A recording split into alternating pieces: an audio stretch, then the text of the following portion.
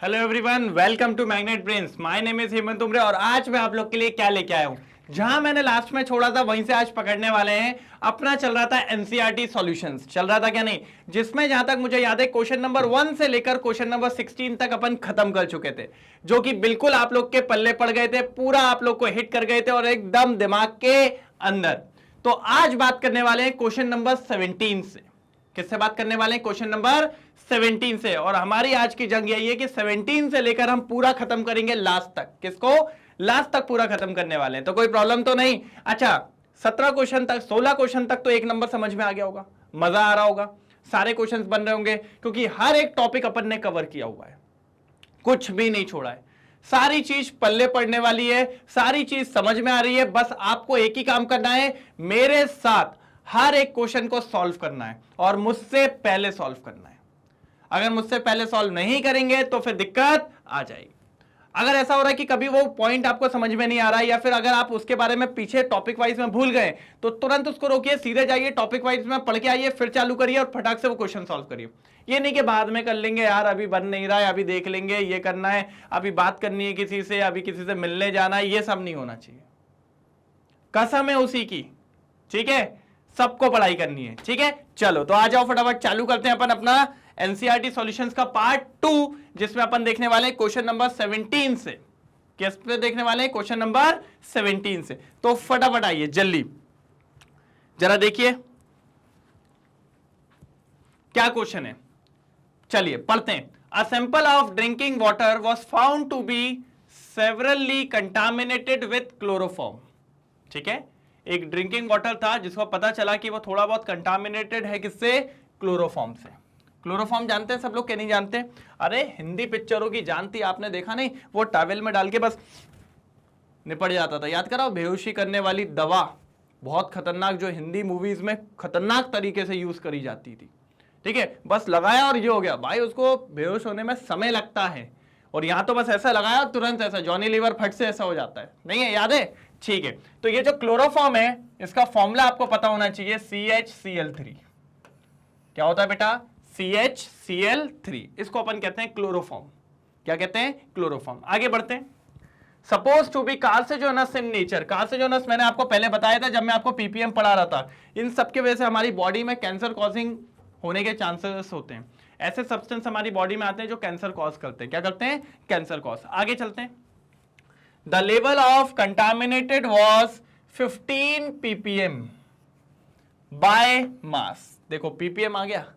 Ppm का full form क्या था? पढ़ाया था मैंने, क्या था? पार्ट्स पर मिलियन। क्या था सर? पार्ट्स पर मिलियन। अब क्या बोल रहा है? 15 ppm दिया हुआ है। 15 ppm का मतलब क्या होगा सर? मैंने पढ़ाया था, मतलब 15 पार्ट्स ऑफ सॉल्यूट इन 10 की पावर 6 पार्ट। यही था ना?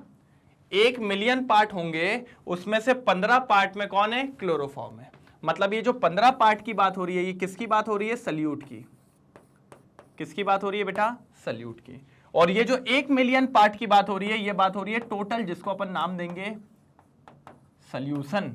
क्या नाम देंगे? सॉल्यूशन। बात क्लियर हुई? तो मतलब ये जो 15 पार्ट है इसको अपन सॉल्यूट कहते हैं, और 10 की पावर 6 पार्ट है इसको अपन क्या कहते हैं? सॉल्यूशन कहते हैं। क्या कहते हैं? सॉल्यूशन। तो इस लाइन को डिकोड करने का मतलब यही था कि 15 पार्ट्स पर मिलियन का मतलब 15 पार्ट सॉल्यूट और 10 की पावर 6 पार्ट सॉल्यूशन। क्लियर हुई बात? क्या बोलना चाह रहा हूं? हिट हुआ एकदम कि क्या चाह रहा था मैं? चलो आ जाओ। अब उसने बोला है express this in percent by mass, मतलब मास परसेंट में बताना है। किसमें बताना है? मास परसेंट में। बहुत आसान है सर, बहुत ज्यादा ही आसान है। हम जानते हैं परसेंट बाय मास। सबसे पहले परसेंट बाय मास का फॉर्मूला आपको पता होना चाहिए, तभी आप काम कर पाएंगे। ठीक है, परसेंट बाय मास का फॉर्मूला क्या था? Mass of solute upon mass of solution. और भैया परसेंटेज में निकाल रहे हैं तो इनटू क्या हो जाएगा सर? 100 हो जाएगा। क्या हो जाएगा सर? 100। अब सॉल्यूट का मास कितना दिया हुआ है सर? 15 पार्ट, मतलब 15 दे दिया है। ठीक है, मास ऑफ सोल्यूशन मतलब 10 की पावर 6 दे दिया है इनटू, और ये कितना है 10 की पावर 2। बात समझ पा रहे हैं? अब ये 10 की पावर 6 जाएगा तो ऊपर हो जाएगा -6 और ये हो जाएगा +2। +2 और -6 कितना होता है सर? मेरे को जहां तक पता है 10 की पावर हो जाएगा -4। कितना हो जाएगा सर? -4। अच्छा, अगर मैं 5 के बाद जो पॉइंट है उसको आगे ले जाऊं तो ये अगर मैं 1.5 करूं, कितना करूं सर? 1.5। तो अब आप देखिए पॉइंट कहां शिफ्ट हुआ है? पीछे की तरफ सर, पीछे की तरफ पॉइंट शिफ्ट हुआ है इस साइड। कहां पर? इस साइड। जब भी पॉइंट इस साइड शिफ्ट होता है पीछे की तरफ तो पावर पॉजिटिव में बढ़ती है। किस में बढ़ती है? पॉजिटिव। अब कितना शिफ्ट हुआ है? एक पॉइंट शिफ्ट हुआ है तो पावर कितनी बड़ी होगी? एक बड़ी होगी। तो यहां पर हो जाएगा +1, तो -4 + 1। देखो मैं भी पूरा नहीं लिख रहा हूं, तो आप लोग बोलोगे सर पता नहीं क्या कर रहे हो, ऐसा लिख देता हूं, चलेगा?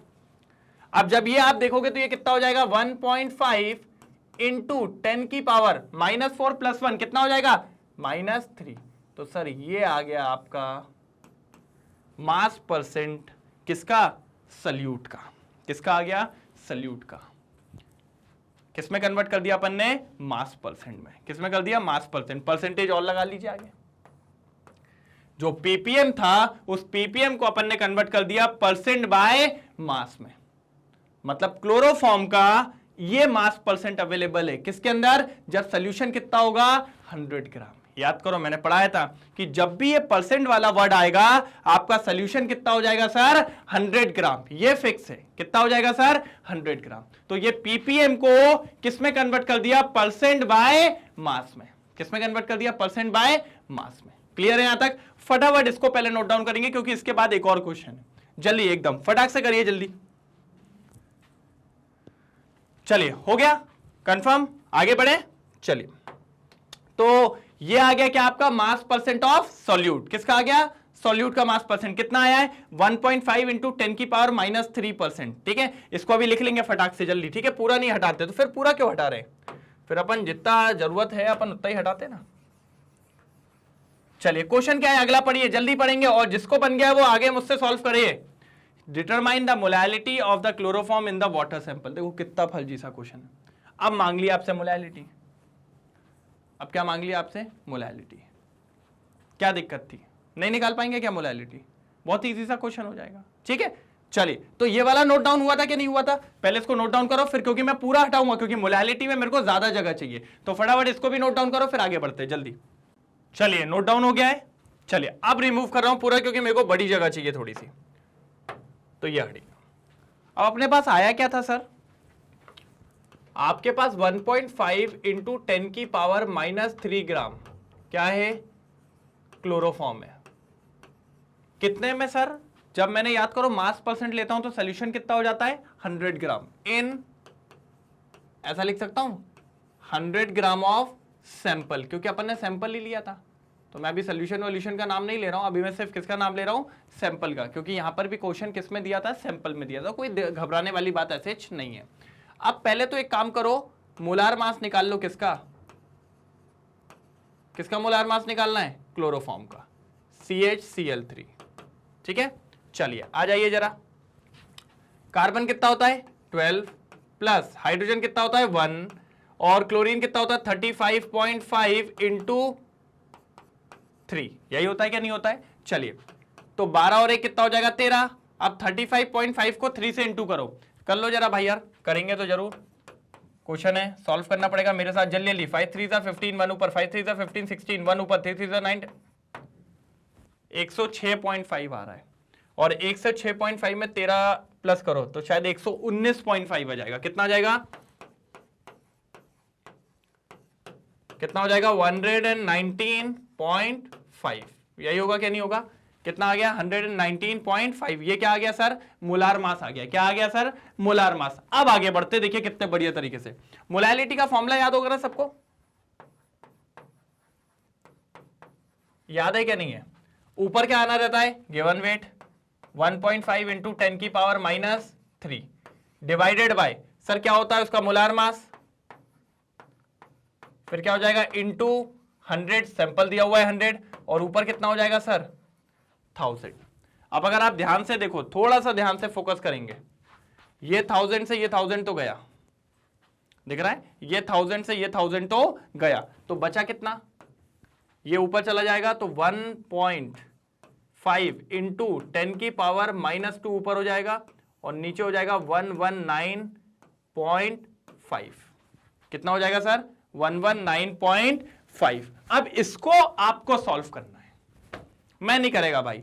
आप लोग यार हर बार मेरे ऊपर बंदूक चला देते हो, सर आपको करना है आपको करना है, नहीं मैं नहीं करेगा, बिल्कुल आप लोग ही करेंगे, ठीक है। जल्दी सॉल्व करिए, जब इसको सॉल्व करके लेके आओगे तो जो आपको आंसर मिलेगा, नहीं बता रहा हूं, फिर सामने खड़ा हो जाता हूं, लो, नहीं तो तुम लोग देख के लिख लेते हो। कितना आंसर मिलने वाला है, 1.26 इंटू 10 की पावर -4 मोलाल। सर मोलाल क्यों लिखा, क्योंकि भैया क्या निकाला है, मोलैलिटी। तो कितने आसान तरीके से आपकी मोलैलिटी आपके सामने, क्या टफ था, कुछ भी नहीं, बस पीपीएम दे दिया था, पीपीएम की मदद से मैं ले गया उसको मास परसेंट में, मास परसेंट की मदद से मैं उसका गिवन वेट निकाल लाया और आपका सैंपल कितना था वो पता कर लिया और मोलैलिटी निकाल के रख दिया आपके सामने। क्या तकलीफ हुई, कुछ हुई तकलीफ नहीं ना। फिर फालतू ही बोलते हो सर क्वेश्चन बहुत टफ होते हैं, एनसीईआरटी के क्वेश्चन हम एनसीईआरटी इसलिए नहीं उठाते क्योंकि एनसीईआरटी के क्वेश्चन बनते नहीं। कल तो रहे हो मेरे साथ ही, 17 क्वेश्चन तक पहुंच गए, कौन सा क्वेश्चन आपको टफ ही लगा, नहीं लगा, क्योंकि अपन ने काफी क्वेश्चंस पहले भी कर चुके हैं। बात समझ पा रहे हैं, चलिए तो फटाफट इसको नोट डाउन करेंगे, अगला क्वेश्चन आपके सामने लेके आता हूं जल्दी, क्योंकि सर बहुत सारे क्वेश्चन है, बहुत सारे, जल्दी करो। चलिए हो गया होगा स्क्रीनशॉट, हटाऊं, पक्का हो गया ना सबका। चलिए नेक्स्ट क्वेश्चन, चलिए क्या करना है, express the following in the scientific notation. लो ये भी करना पड़ेगा, कर लेते हैं सर, चलो आ जाओ साइंटिफिक नोटेशन खेल लेते हैं। साइंटिफिक नोटेशन का मतलब पता था ना क्या होता है, एक्सपोनेंशियल नोटेशन की बात कर रहा है, मतलब 10 की पावर्स में लिखना है। किसके पावर्स में लिखना है, 10 की पावर्स में, एक डेसिमल के बाद, ठीक है, एक डिजिट के बाद डेसिमल लगाइए और एक्सपोनेंशियल फॉर्म में लिख दीजिए। तो आ जाइए, चलिए पहला क्वेश्चन देखिए क्या लिखा हुआ है, 0.0048। पहला डिजिट देखिए कहां पर दिख रहा है, डिजिट तो जीरो भी होता है, नॉन जीरो डिजिट कहां है, 4, मतलब 4 के बगल में पॉइंट चाहिए, कहां चाहिए, 4 के बगल में। तो ऐसा कुछ, ऐसे कहना चाह रहे हैं आप, ठीक है सर, लेकिन इसको करने के लिए आप पॉइंट को उधर ले गए कि इधर ले गए। मैंने कहा सर पॉइंट को 4 से पीछे पॉइंट था तो मैं इधर लेके गया, और जब भी मैंने पढ़ाया है अगर पॉइंट इस डायरेक्शन में शिफ्ट होता है, किस डायरेक्शन में, अगर राइट के डायरेक्शन में जाएगा तो जो हमारी 10 की पावर होती है वो पावर नेगेटिव में आती है। किस में आती है, नेगेटिव में। और अगर पॉइंट पीछे की तरफ आता है तो मैंने आपको बताया था 10 की पावर किस में आती है सर, पॉजिटिव में आती है, ठीक है। तो पहले वाले में अगर देखें तो आपके देखिए कितने पॉइंट आगे गए, 1 2 3, तो 3 पॉइंट कहां ले गए, आप आगे ले गए, और जब भी आगे ले जाते तो पावर कैसी आती है, नेगेटिव आती है। दैट मींस आपका हो जाएगा 10 की पावर 3 तो आना है, लेकिन नेगेटिव के पॉजिटिव, भैया आगे ले गए थे, आगे ले गए थे तो -3। कितना इजी था। चलो फटाफट मेरे आगे करेंगे और जल्दी फटाफट लिख के भेजेंगे क्या क्या क्वेश्चन है। चलिए अब इधर पे अगर आप ध्यान से देखो तो पॉइंट कहां है सर, 2 के बगल में तो नहीं है, 3 के बगल में तो नहीं है, दिख तो नहीं रहा, कहीं तो है कहीं तो है, अच्छा यहां है, पॉइंट है 0 के बाद। अब इस पॉइंट को कहां लेके जाना है, 2 के पास, मतलब आपको चाहिए 2.3, 3 के बाद फिर पूरा लिख दो ये। तो सर इस बार आप 10 तो आएगा ही क्योंकि आपने पॉइंट का शिफ्ट करा हुआ है। अब भैया कितना शिफ्ट करा पॉइंट को, 1 2 3 4 5 पॉइंट शिफ्ट करें, और सर कहां करें, पीछे की तरफ। तो जब पीछे की तरफ करते तो पावर कैसी आती है भैया, 5 तो आएगा और उसके आगे क्या आ जाएगा, प्लस, मतलब 10 की पावर +5, ठीक है। अगला आते हैं, अच्छा सर पॉइंट कहां है, पॉइंट का दिख तो मेरे को भी नहीं रहा है सर, होता है सबसे आगे होता है, अच्छा ठीक है थैंक यू। कहां ले जाना है, 8 के बगल में, मतलब 8.008, यही होगा। अच्छा कितना पॉइंट पीछे आया, 3 आया है, और पीछे में क्या होता है सर, पॉजिटिव, मतलब 10 की पावर 3। कितना इजी था सर। अगला आ जाइए, अब अगला क्या बोला, पॉइंट कहां है, अच्छा इसमें तो पॉइंट दिख रहा है, कहां ले जाना है, 5 के पास, तो ये रहा 5 का पॉइंट। भाई ये थोड़ा बड़ा हो गया है, ठीक है, घबराना नहीं, ठीक है, 5 ये चोट नहीं बन गई है किसी की, ये तो बोलो सर किसकी चोच बना दी आपने। चलिए 1 2 3, ठीक है, 1 2 3 हुआ है क्या कि 2 के पीछे आया? सर उस 0 को क्यों गिन रहे हो, उसके पीछे पॉइंट है। तो मैंने कहा अच्छा ठीक है ना भाई, गुस्सा तो मत करो, अच्छे से बताओ कितने पीछे लाए हो? 1 2, मतलब 2 पॉइंट पीछे आया है। और जब 2 पॉइंट पीछे आता है तो 10 की पावर कितना आएगा? 2 आएगा। लेकिन सर प्लस आएगा माइनस आएगा ये तो बता दो। मैंने कहा भाई आपको अभी बताया तो आप खुद बताओ। सर मेरे हिसाब से पॉइंट पीछे आ रहा है, पीछे आता है तो पॉजिटिव आता है, दैट मींस 10 की पावर +2। मैंने कहा वेरी गुड, क्या टफ था? 10 की पावर +2। अब इधर आ जाओ लास्ट वाले में। लास्ट वाले में सर आपने अभी बोला एक डिजिट के बाद पॉइंट लाना, एक डिजिट के बाद ऑलरेडी पॉइंट लगा है। अब इसको मैं कौन से नोटेशन में ले जाऊं, आप मुझे ये समझा दो। तो मैंने कहा कोई दिक्कत की बात नहीं है, लेकिन एक्सपोनेंशियल और साइंटिफिक नोटेशन का मतलब होता है 10 की पावर में कुछ लिखना। जब अभी आपका पॉइंट सर का ही नहीं है सर, तो 10 की पावर तो कुछ होगी ही नहीं। तो मैंने कहा बिल्कुल नहीं होगी, जब कुछ नहीं होता है तो वहां पर क्या होता है? 0 होता है। 0 खुद में कुछ नहीं होता है, लेकिन कुछ तो होता है, वही कुछ तो ये रहा। और जो कुछ नहीं होता है, तो इसलिए 10 की पावर 0, क्योंकि किसी की पावर भी 0 होती है तो क्या हो जाता है? 1। तो ये 1 हो गया तो भैया इससे इंटू हो जाएगा, तो वही चीज आ जाएगी। ठीक है, तो ये था अपना एक्सपोनेंशियल नोटेशन या साइंटिफिक नोटेशन। इस पर मैंने कई क्वेश्चन कराए थे आपको, फुल रूल्स एंड रेगुलेशन, नियम कानून सब बताए थे। स्कूल आना है, कैसे आना है, क्या बन के आना है, कैसे अच्छे तरीके से, सब कुछ बताया था मैंने आपको। तो ये रहा क्वेश्चन नंबर 18 जो आपका होता है कंप्लीट। तो एक बार नोट डाउन करेंगे और मैं देखने वाला हूं कितने लोग ने मुझसे पहले ये क्वेश्चन सॉल्व करके मेरे को ट्रिंग ट्रिंग मैसेज पे डाला है। चलिए फटाफट जल्दी। अरे मैसेज का मतलब ये नहीं कह रहा हूं कि तुम लोग मुझे मैसेज करो, मैसेज का मतलब ये था कि कमेंट में करो, नहीं तो लगे तुम लोग मैसेज पे। चलिए तो ये क्लियर हो गया, आगे बढ़े। चलो चलिए अगला क्वेश्चन पे आ जाते हैं। आइए नेक्स्ट क्वेश्चन नंबर 19। कौन सा है question number 19? How many significant figures are present in the following. Sir फिर से क्वेश्चन आ गया, किस पे आ गया? सिग्निफिकेंट फिगर्स पे आ गया। क्योंकि लो सर पहले पेन तो सही कर लो, आपका पेन ही बिगड़ जाता है। मैंने कहा ओके सर। चलिए तो सिग्निफिकेंट फिगर्स पे बात करते हैं बहुत तेजी में। बहुत बढ़िया टॉपिक था ये हमारा एक जमाने में नहीं, अभी कुछ क्लास पहले। ओके, तो मैं चाहता हूं इन सबके आंसर्स आप देंगे और जल्दी देंगे, इसलिए 1 मिनट का समय मैं आपको देता हूं। आपके पास पूरे 60 सेकंड है। 60 सेकंड समझ रहे हैं आप कितने ज्यादा दे दिए मैंने आपको? 60 सेकंड तो बहुत ज्यादा दे दिया ये फर्जी से 6 क्वेश्चंस के लिए। ये 6 क्वेश्चंस में कुछ रखा ही नहीं है, मेरे हिसाब से 6 सेकंड में क्वेश्चन होना चाहिए। जल्दी फटाफट बताइए क्या होगा सिग्निफिकेंट फिगर्स में। मैं धीरे धीरे आता हूं। सर फर्स्ट का सिग्निफिकेंट फिगर्स बताना है। इसमें मैंने कुछ रूल्स बताए थे कि सर अगर पॉइंट के बाद कोई 0 होता है, लेकिन बस कंडीशन ये थी कि सबसे पहले वो चालू होना चाहिए डिजिट नॉन जीरो से, तो उसके बाद के अगर कोई 0 होते थे पॉइंट के बाद तो उनको मान्यता मिलती थी, बाकी कोई 0 को मान्यता नहीं मिलती थी। और डिजिट के पहले होता था तो बिल्कुल नहीं मिलती थी। अगर आप ध्यान से देखें तो नॉन जीरो डिजिट कहां से चालू हो रहा है? 2 से चालू हो रहा है, तो पीछे वाले जीरोस का कोई भी मान्यता नहीं है। इसीलिए आपके पास सिर्फ 2 ही सिग्निफिकेंट फिगर्स है, तो फर्स्ट वाले का आंसर हो जाएगा 2। अगर किसी को रूल्स में कोई प्रॉब्लम है, जाइए आप पीछे वाले वीडियो जहां पर मैंने सिग्निफिकेंट फिगर्स पूरा ब्रीफ में बताया हुआ है, एक तरीके से अंदर जाते हुए हर वो चीज जो हो सकती थी मैंने आपको वहां बताई थी। तो मैंने इसलिए बोला अगर आपको इस वाले टॉपिक में कुछ लग रहा है इसको रोकिए, पहले वो निपटा के आइए, क्योंकि सर क्वेश्चन साथ में होना चाहिए। ये नहीं कि बाद में कर लेंगे, पहले बात कर लें, पहले मनोरंजन कर लें, पहले ये कर ले, पहले वो कर ले। नहीं तो फिर वही कर लो, ये मत करो, समझे? चलिए तो आ जाइए। फिर आता है नेक्स्ट। तो नेक्स्ट में तो अगर आप ध्यान से देखें भैया कोई पॉइंट का लफड़ा नहीं है। 0 किसके बीच में? जो आपके 2 नॉन जीरो डिजिट्स हैं उनके बीच में है, तो फिर तो वो तो काउंटेबल रहेगा। तो यहां पर सिंपल सा कितना आ जाएगा? 3 आ जाएगा। कितना आ जाएगा? 3। तो भैया 2 क्वेश्चन आपके सॉल्व हो चुके हैं। अब आपके भी ये 2 क्वेश्चन सॉल्व हुए होंगे, वो भी सही होने चाहिए जो आपने कमेंट में लिखे होंगे। चलिए अगला वाला कौन बताएगा? जल्दी बताओ कोई तो। चलिए अगर आप ध्यान से देखें तो भैया चालू भी किससे हो रहा है? Non zero digit. एंड भी किससे हो रहा है? Non zero digit. तो अंदर के जीरोस को भी काउंटिंग करनी पड़ेगी। तो आंसर कितना आ जाएगा? 4। अब आ गया जो, ठीक है। हमने पढ़ा था कि अगर पॉइंट नहीं हो तो हम सिर्फ आगे और पीछे वाले जीरोस को काउंट नहीं करते हैं, सिंपल सा नॉन जीरो डिजिट्स को काउंट करेंगे, जो कि कितने? 3 है। तो इसको आंसर हो जाएगा 3। कितना हो जाएगा? 3। पीछे वाले जीरोस को काउंट नहीं करते अनटिल एंड अनलेस जब तक पॉइंट ना लगा हो। क्या ना लगा हो सर? पॉइंट ना लगा हो। चलिए आगे आ जाइए नेक्स्ट।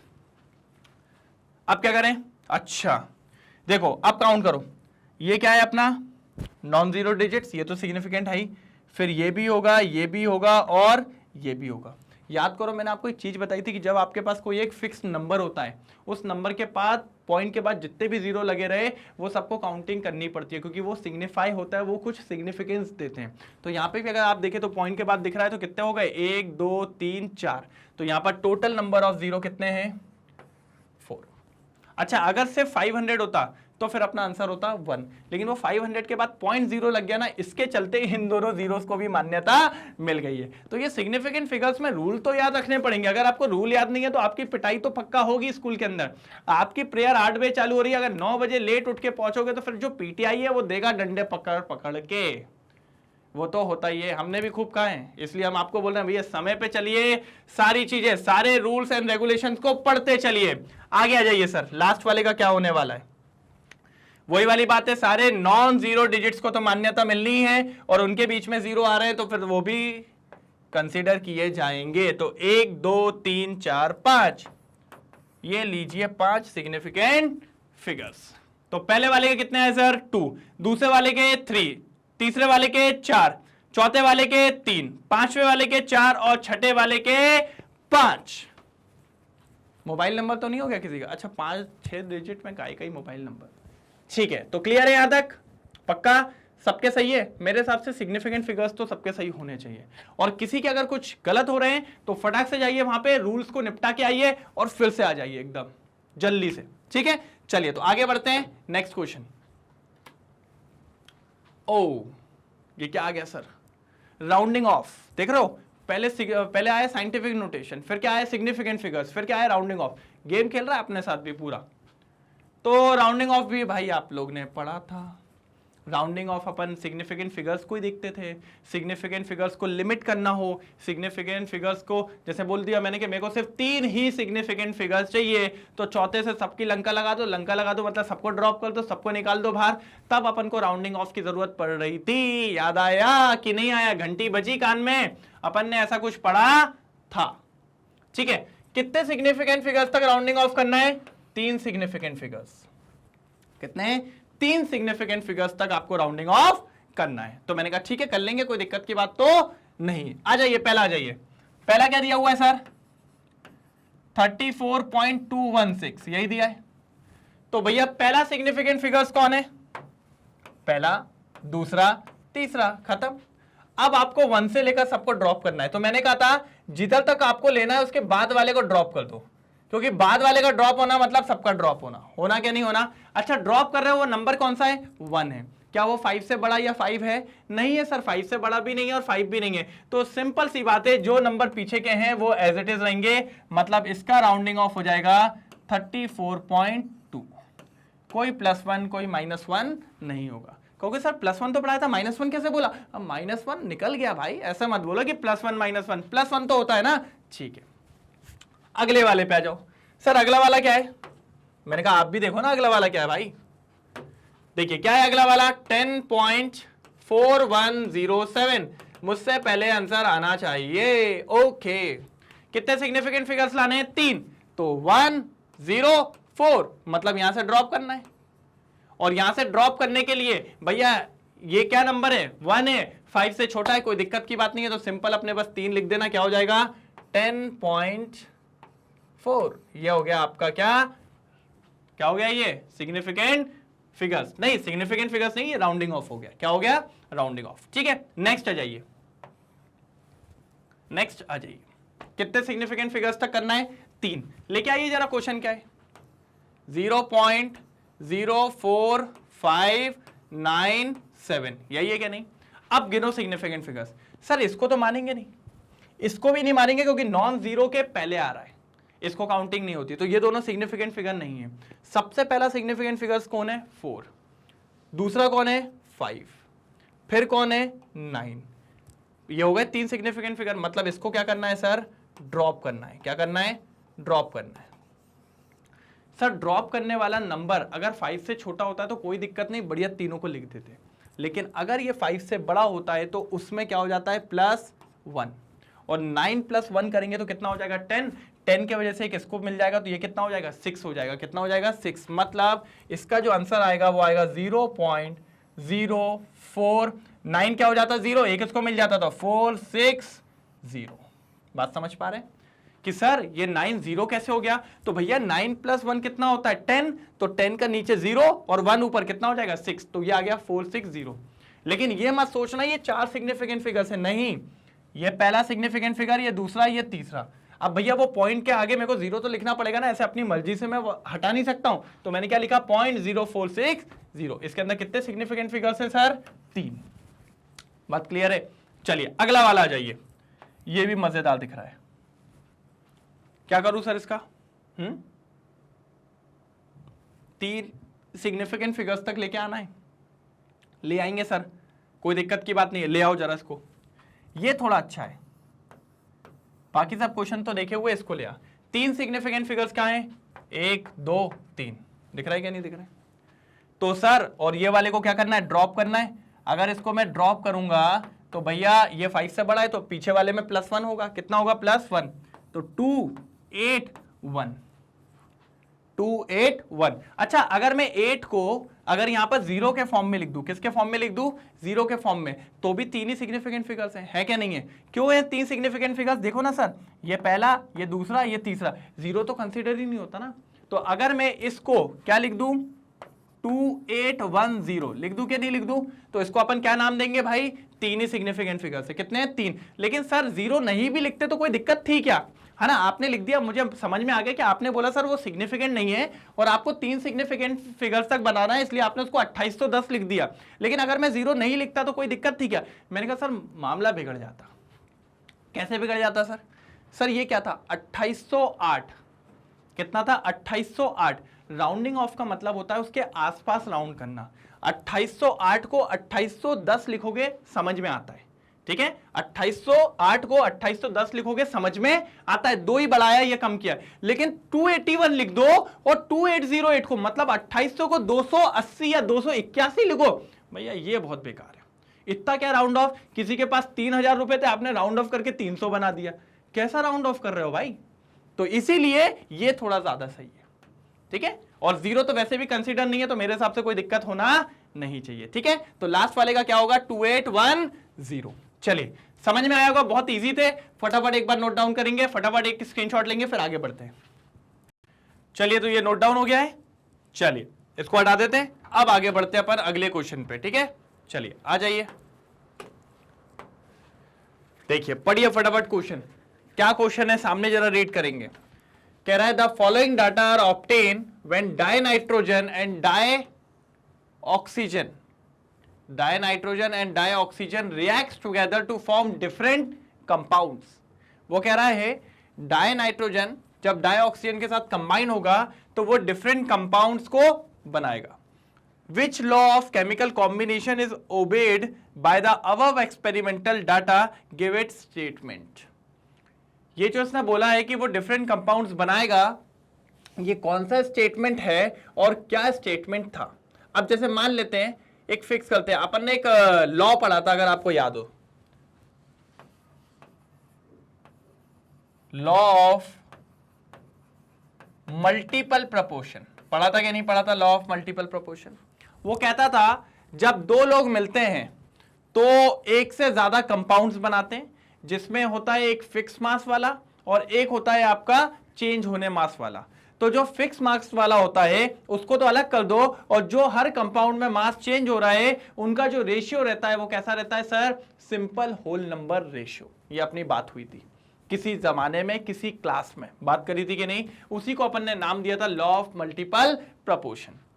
जैसे आप अगर डाइनाइट्रोजन की बात करें तो कभी भी अगर अपन डाइनाइट्रोजन लेंगे N2, तो N2 का मास कितना हो जाएगा सर 28। तो मान लीजिए मैंने ये 28 को ले लिया, अगर ये 28 की रिएक्शन अपन ने किससे करवाई 32 से, 32 ग्राम ऑफ ऑक्सीजन, क्या ले लिया अपन ने 32 ग्राम ऑफ ऑक्सीजन।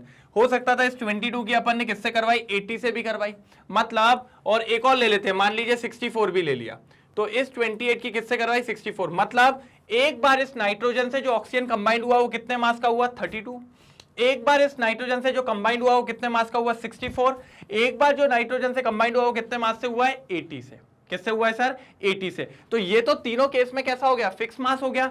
चेंज होने वाला मास कौन था ऑक्सीजन था। कौन था सर ऑक्सीजन। तो जब मैं इनका रेशियो चेक करता हूं, क्या चेक करता हूं सर रेशियो चेक करूं, अगर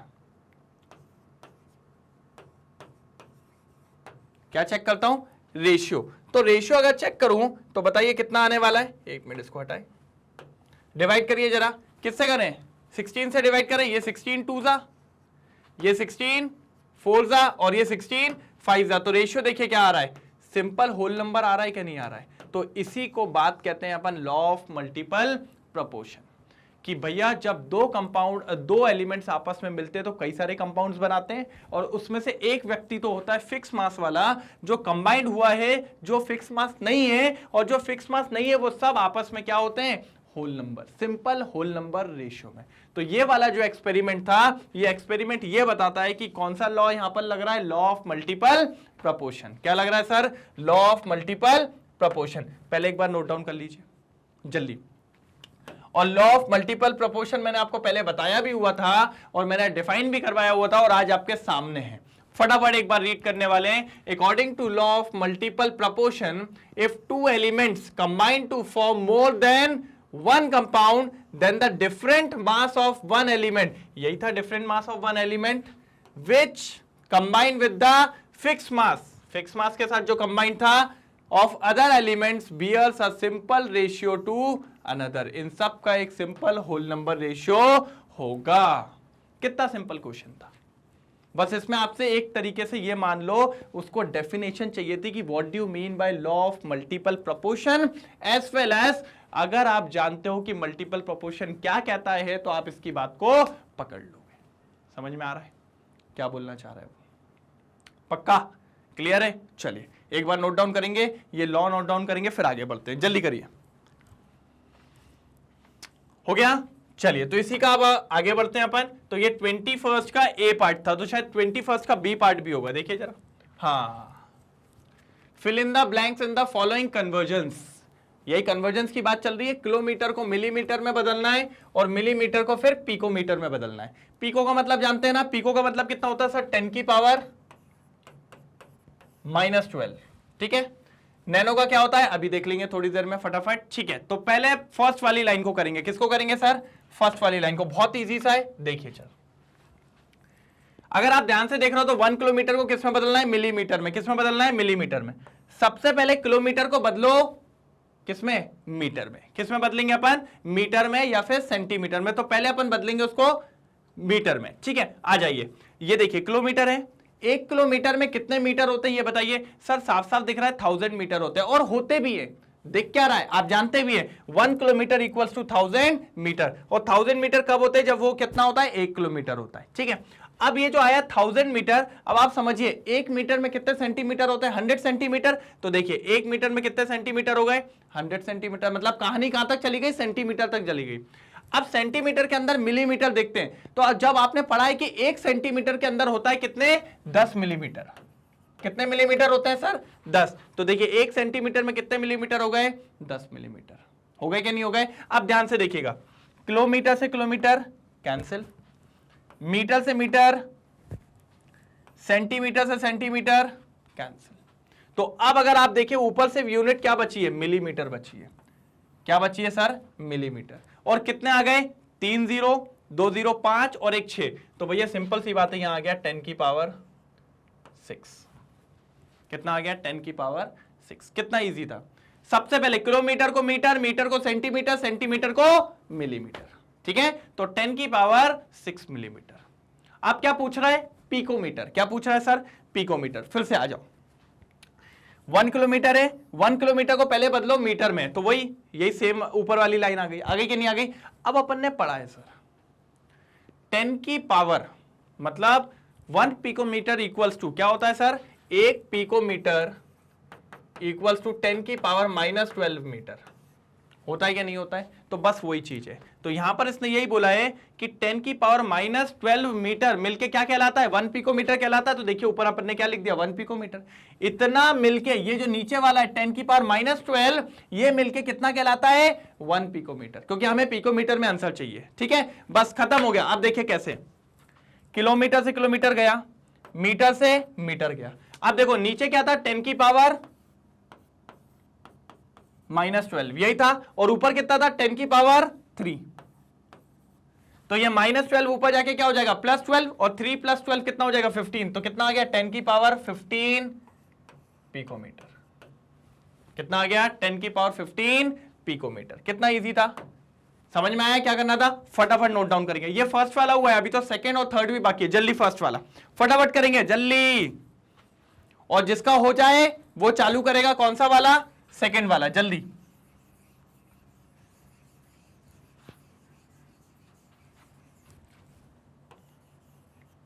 चलिए सेकंड पे आते हैं जरा। सेकंड क्या है भैया? 1 मिलीग्राम को किलोग्राम में बदलना है और उसी को नैनोग्राम में बदलना है। नैनो का मतलब जानते हो कि नहीं जानते हो? 10 की पावर -9। चलिए तो मिलीग्राम पे आ जाते हैं, इधर आओ। 1 मिलीग्राम, आपने पढ़ा है कि जब 1000 मिलीग्राम बनते हैं तब जाके 1 ग्राम होता है। क्या होता है? 1000 मिलीग्राम,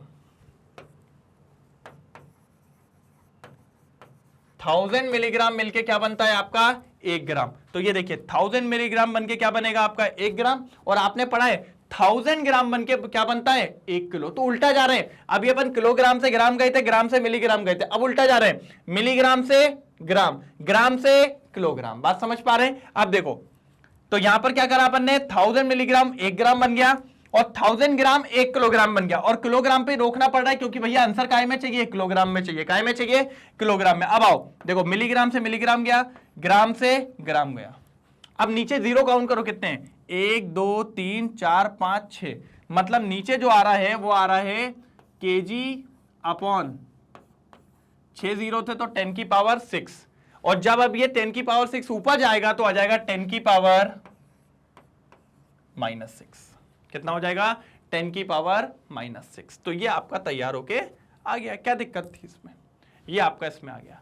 अब किस में पूछ रहा है? नैनोग्राम में। किस में पूछ रहा है? नैनोग्राम में। तो हमने कहा ठीक है नैनोग्राम भी आ जाएगा, कोई दिक्कत की बात थोड़ी है। इधर आइए, पहले तो मिलीग्राम को ग्राम में बदल लो। किस में बदल लो? ग्राम में। तो 1 मिलीग्राम, सिंपल सी बात है, उसको इंटू करेंगे 1000 मिलीग्राम से। देखिए 1000 मिलीग्राम इक्वल्स टू क्या होता है? 1 ग्राम। ये ऊपर वाली लाइन से ही मैच करा। फिर अपन ने पढ़ा है कि अगर आपसे वो बोल रहा है, क्या बोल रहा है आपसे वो?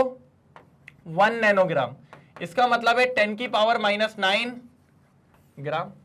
मतलब 10 की पावर -9 ग्राम को 1 नैनोग्राम कहते हैं। तो देखिए 10 की पावर -9 ग्राम को क्या कहते हैं अपन? 1 नैनोग्राम। और अब अपन यही रोकेंगे। क्यों रोकेंगे? क्योंकि हमें आंसर किस में चाहिए? नैनोग्राम में चाहिए। बस खत्म हो गया। देखिए mg से mg गया, ग्राम से ग्राम गया। अब ध्यान से देखना क्या है, ऊपर क्या बचा है? नैनोग्राम बचा है, और इसको मैं हटा रहा हूं। अब ध्यान से देखो क्या है, ऊपर लिखा हुआ है 1 नैनोग्राम, है ना, और नीचे क्या लिखा हुआ है? 10 की 1000 को क्या लिख सकते हैं? 10 की पावर 3, है ना, इंटू 10 की पावर कितना है सर? -9 है क्या? नहीं है। अब देखिए -9 + 3 कितना बचेगा? -6। मतलब 1 नैनोग्राम इक्वल अपॉन 10 की पावर -6, यही होगा। -6 ऊपर चला जाएगा तो कितना हो जाएगा? 10 की पावर 6 नैनोग्राम। तो बस कितना सिंपल था, ये आ गया 10 की पावर 6 नैनोग्राम। कितना इजी है। क्या फर्क था भाई इसमें? कितना आसान तो था। समझ पा रहे हैं? इस तरीके से अपन एनर्जी का क्या करते हैं? एनर्जी का नहीं, सॉरी, यूनिट्स का कन्वर्जेंस करते हैं। क्या करते हैं? कन्वर्जेंस। फटाफट इसका और नोट डाउन करेंगे, फिर अपन थर्ड वाले पे आते हैं। जल्दी करिए, जल्दी। जिसका सेकंड हो गया था, जिसने मेरे को कमेंट में डाल दिया सेकंड, अब थर्ड की बारी, अब तेरी बारी, थर्ड वाली बारी। ठीक है, चलिए तो फटाफट आइए जल्दी थर्ड पे और आते हैं बहुत तेजी में। चलिए अब क्या करना है सर? 1 मिलीलीटर को लीटर में बदलना है। सर ये तो बहुत ही इजी हो गया। क्यों? क्योंकि हम जानते हैं sir 1000 millilitre equals to 1 litre होता है। तो पक्की बात है 1/1000 हो जाएगा। 1/1000 का मतलब होता है 10 की पावर -3 लीटर। तो इसमें तो कुछ भी करने की जरूरत नहीं है। अपन जानते हैं ना 1000 मिलीलीटर इक्वल्स टू 1 लीटर, तो भैया 1000 नीचे चला जाएगा, 1000 नीचे चला गया तो 10 की पावर -3, बस खत्म। अगला आते हैं डेसीमीटर। क्या आते हैं? डेसीमीटर। अब आ जाओ सर, यहां आ जाइए, एक मिनट। 1 मिलीलीटर दिया था आपको, है ना? याद रखो मिलीलीटर को अपन सेंटीमीटर क्यूब कह सकते हैं। क्या कह सकते हैं? Centimetre cube. तो यहां पर क्या लिख लिया अपन ने? 1 सेंटीमीटर क्यूब। ठीक है, 1 मिलीलीटर को अपन किस नाम से जान सकते हैं? 1 सेंटीमीटर क्यूब। यूनिट का कन्वर्जन है बस, ये और कुछ भी नहीं है। अब आ जाओ आगे। तो 1 सेंटीमीटर क्यूब का मतलब क्या हुआ सर? देखिए इधर पे 10 सेंटीमीटर इक्वल्स टू होता है 1 डेसीमीटर। 10 सेंटीमीटर इक्वल्स टू क्या होता है? 1 डेसीमीटर। 10 सेंटीमीटर इक्वल्स टू क्या होता है? 1 डेसीमीटर। अब आप ध्यान से देखिएगा, इधर कितने सेंटीमीटर हो गए? 3, क्योंकि इधर भी सेंटीमीटर का क्यूब था इसलिए अपन को 3 सेंटीमीटर लेने पड़े। तो ये 3 सेंटीमीटर को लेके डूब गए। अब अगर आप ध्यान से देखें तो ऊपर कितने डेसीमीटर हो गए? 3 डेसीमीटर। तो यहां पर तो पक्की बात है, क्या आना था? डेसीमीटर का क्यूब। और कितने 10 है नीचे? 1 2 3, मतलब 10 की पावर 3, मतलब 1/10 की पावर क्या है? 3 है। तो ये जब ऊपर जाएगा तो कितना हो जाएगा? 10 की पावर -3, मतलब फाइनल आंसर जो आ रहा है 10 की पावर -3 डेसीमीटर क्यूब। तो ये था आपका फर्स्ट आंसर, ये था आपका सेकंड, और ये था आपका थर्ड। अगर आपको यूनिट्स पता है और अगर आपने उस पर थोड़ा सा काम किया है तो आप इसको आसानी से सॉल्व कर लोगे, कुछ भी नहीं होता, बहुत ज्यादा इजी है। ठीक है, तो फटाफट एक बार ये नीचे वाले का और स्क्रीनशॉट लेंगे। मैं इसको थोड़ा सा हटा रहा हूं अच्छे से,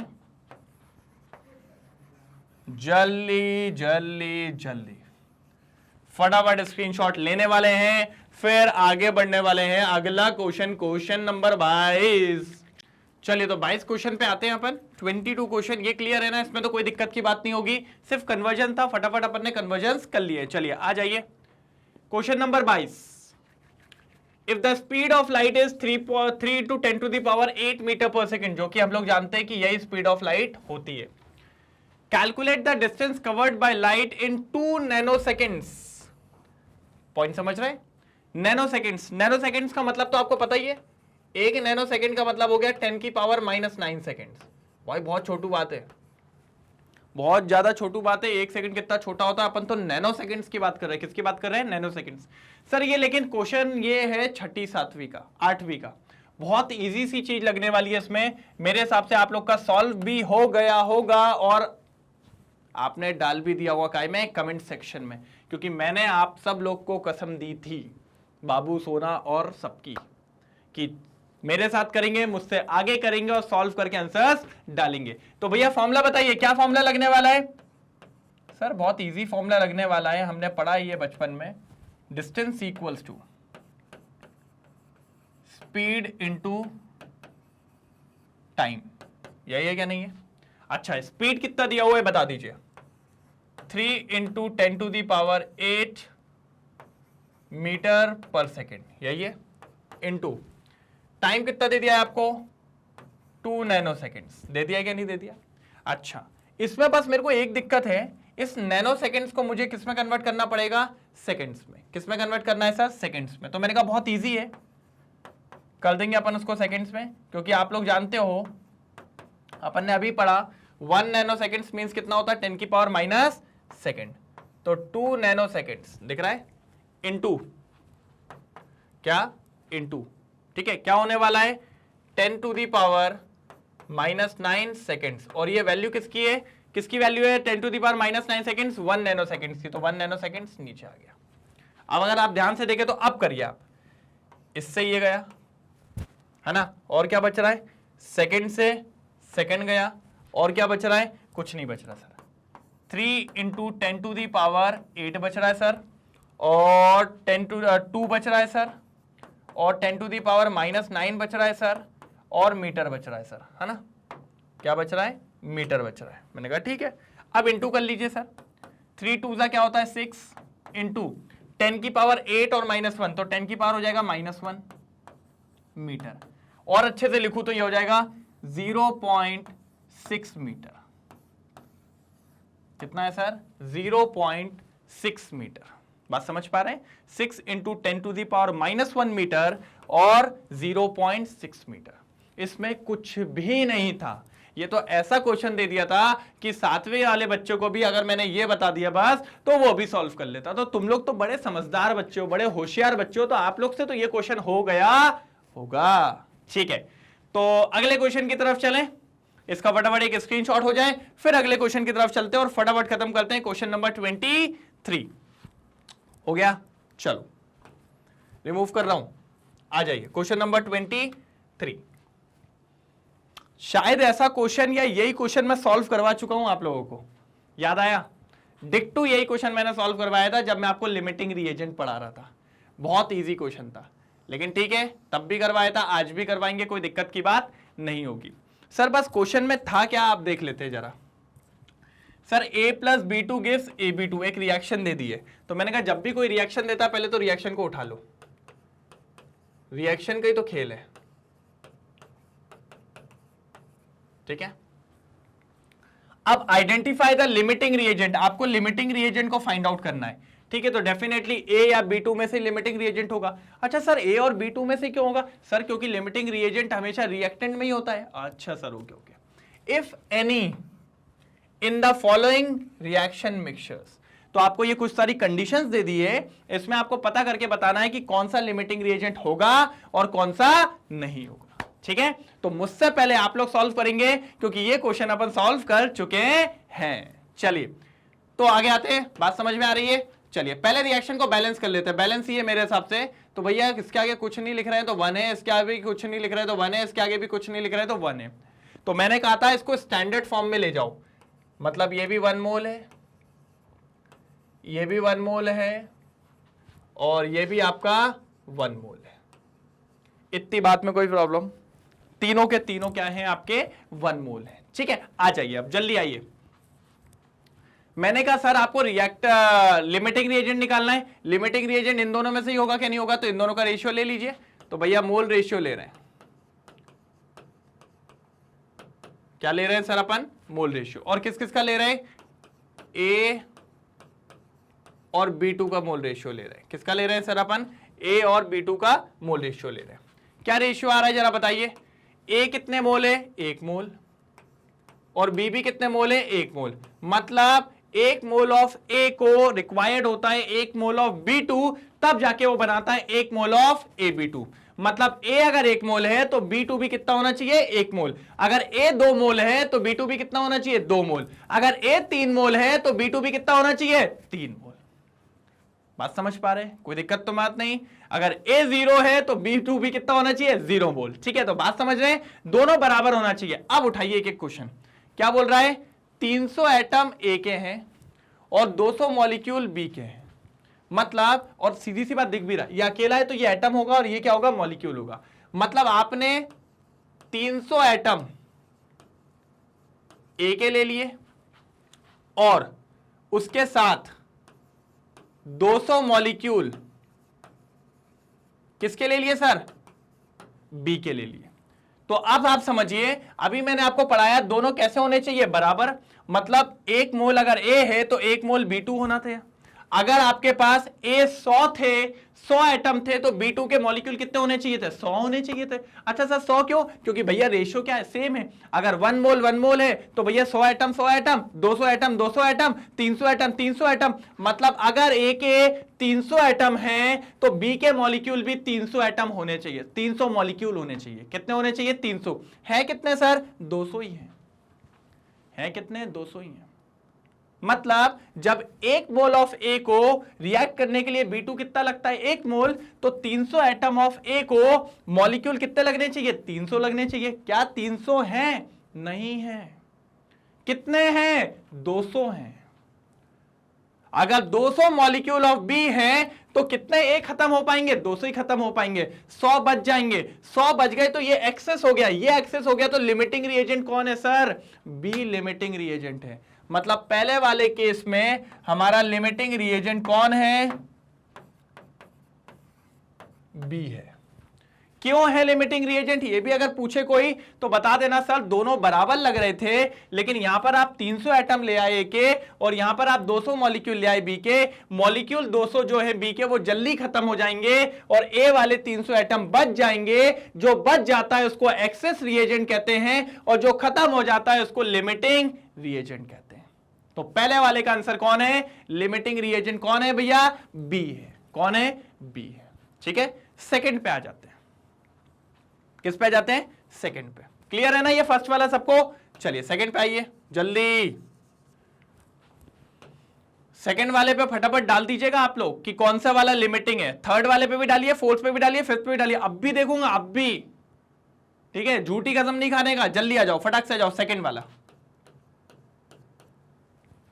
सर रेशियो क्या है, 1:1।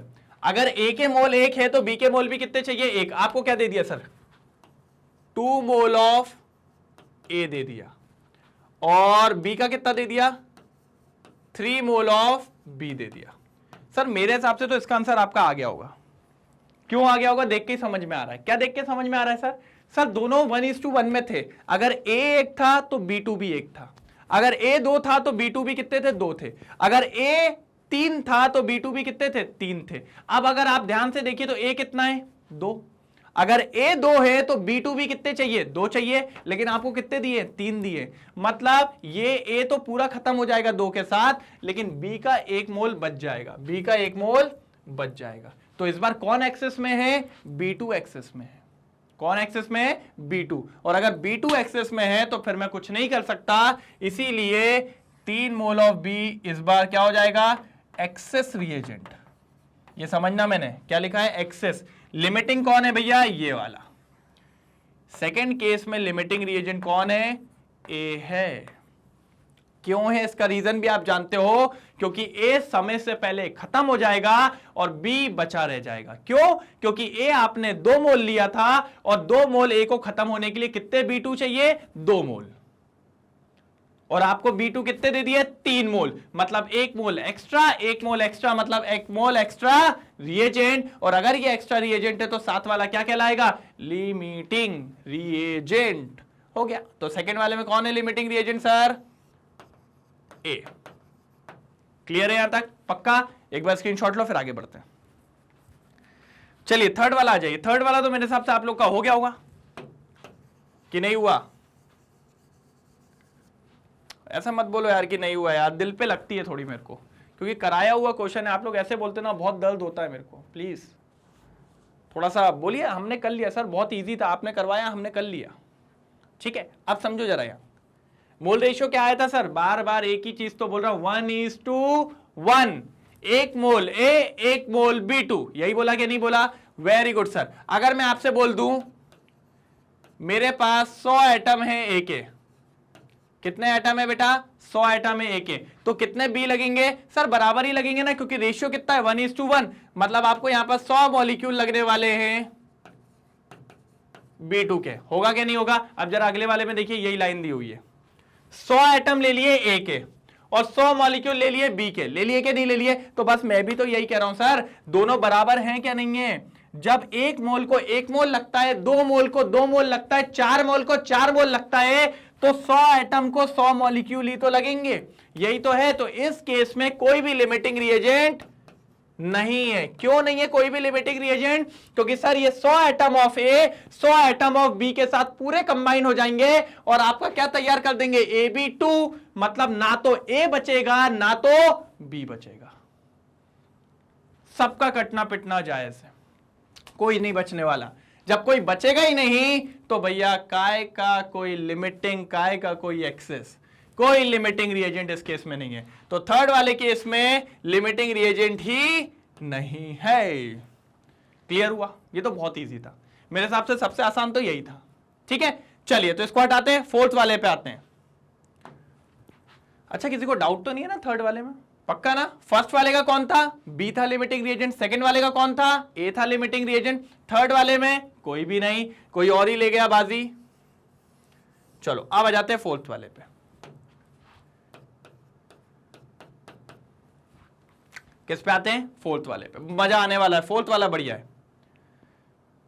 देखो कितने दे दिया, ए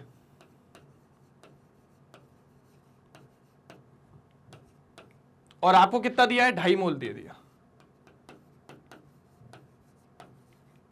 अब आप एक बात बताओ, ये तो गिवन डाटा है, एक बात बताना बस, 1 मोल ऑफ ए को 1 मोल ऑफ बी लग रहा है। अगर मैं 2 मोल ऑफ ए लाऊंगा तो कितने मोल लगेगा, 2 mole of B. 3 mole of A लाऊंगा तो 3 mole of B. 4 mole of A लाऊंगा तो 4 mole of B. 5 mole of A लाऊंगा तो कितना चाहिए रहेगा, 5 मोल ऑफ बी चाहिए रहेगा। देखिए आप कितना लेके आए, 5 मोल ऑफ ए लेके आए हैं, तो बी कितना चाहिए, 5 मोल चाहिए, लेकिन आपके पास दिया कितना है, 2.5 मोल। मतलब बी जरूरत से ज्यादा कम है, बी होना कितना चाहिए था, 5 मोल, और दिया कितना है, 2.5। मतलब आपका सिंपल सी बात है, बी की क्वांटिटी कम है, जिसकी क्वांटिटी कम होती है वही तो लिमिटिंग रिएजेंट है। तो इस केस में भी लिमिटिंग रिएजेंट कौन हो जाएगा सर, बी हो जाएगा हमारा लिमिटिंग रिएजेंट। बात समझ पा रहे हैं, जो भी जल्दी खत्म हो जाए, जिसकी भी क्वांटिटी कम है, वो हमेशा लिमिटिंग रिएजेंट है ना। और इस बार तो रेशियो बहुत गजब आया है, रेशियो क्या आया, 1:1 आया, तो ज्यादा सोचना ही नहीं पड़ रहा है, ज्यादा सोचना ही नहीं पड़ रहा है। अगर 2 है तो 2 लगेगा, 3 है तो 3 लगेगा, 4 है तो 4 लगेगा, 4 से कम हुआ तो भाई लिमिटिंग। तो वही तो हुआ, 5 था तो 5 चाहिए था, लेकिन 5 नहीं था, कितना था, 2.5, तो 2.5 वाले को लिमिटिंग और वो वाले को एक्सेस। खत्म। नीचे आ जाओ, नीचे वाला भी आओ, वहीं से करेंगे। कितने मोल है, एक है 2.5 मोल है, तो बी के भी कितने होने चाहिए था, 2.5 मोल होने चाहिए थे कि नहीं, तो बढ़िया तरीके से रिएक्ट कर जाते। लेकिन देखो बी कितना दे दिया, 5 मोल। इस बार बी 2.5 गुना ज्यादा, 2.5 गुना नहीं, दुगना दे दिया। कितना दे दिया, दुगना। ए कितना था, 2.5 मोल, तो बी भी कितना चाहिए था, 2.5 मोल, लेकिन बी कितना दे दिया, 5 मोल। मतलब 2.5 तो रिएक्ट कर जाएंगे, लेकिन बी का अभी भी 2.5 मोल बच जाएगा। और अगर बी का 2.5 मोल बच गया तो ए तो खत्म हो चुका है, ए खत्म हो गया, मतलब ए क्या कहलाएगा इस बार, लिमिटिंग रिएजेंट। बात क्लियर है। तो बस सर कंफ्यूज नहीं होना है, इतना याद रखना, पहले जिसका भी लिमिटिंग रिएजेंट निकालना उसका रेशियो निकाल लो कि इसके कितने से ये रिएक्ट करता है, और फिर इनको नापो। ठीक है, जो पूरा खत्म हो जाए और दूसरा वाला बचा है, तो जो पूरा खत्म हो गया वो लिमिटिंग, और जो बचा हुआ है वो एक्सेस। और अगर दोनों खत्म हो गए तो कोई लिमिटिंग नहीं है। जैसे इस केस में पहले वाले में कौन बच गया था, अपना ए बच गया था, तो वो एक्सेस हो गया। बी जल्दी खत्म हो गया था तो बी लिमिटिंग हो गया। सेकेंड वाले में बी वाला बच गया था, ज्यादा था, तो वो एक्स्ट्रा एक्सेस रिएजेंट हो गया, और ए खत्म हो गया था तो वो क्या हो गया, लिमिटिंग रिएजेंट हो गया। थर्ड वाले में दोनों बराबर थे, पूरे खत्म हो गए तो कोई लिमिटिंग नहीं था। फोर्थ वाले में बी कम था, बी क्या था, कम, और ए ज्यादा था, तो बी कम था इसलिए बी लिमिटिंग हो गया। लास्ट वाले में ए सबसे ज्यादा कम था, इसलिए ए को क्या कह दिया, लिमिटिंग रिएजेंट। समय से पहले जिसकी क्वांटिटी खत्म हो जाती है उसके बाद रिएक्शन होना बंद। क्यों, क्योंकि सर रिएक्शन में दोनों चाहिए। मान लो अगर ए खत्म हो चुका है, ए क्या हो गया, खत्म हो गया है, तो क्या बी के वजह से AB2 बन सकता है, नहीं बन सकता सर, क्योंकि AB2 में ए कंपलसरी है, तो अकेला बी अपने आप से रिएक्ट करके थोड़ी AB2 बना लेगा।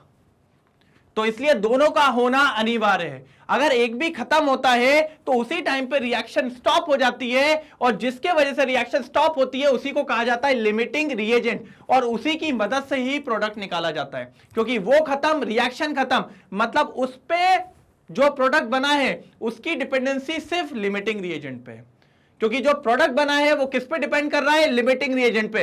इसीलिए प्रोडक्ट को निकाला भी किससे जाता है, लिमिटिंग रिएजेंट से।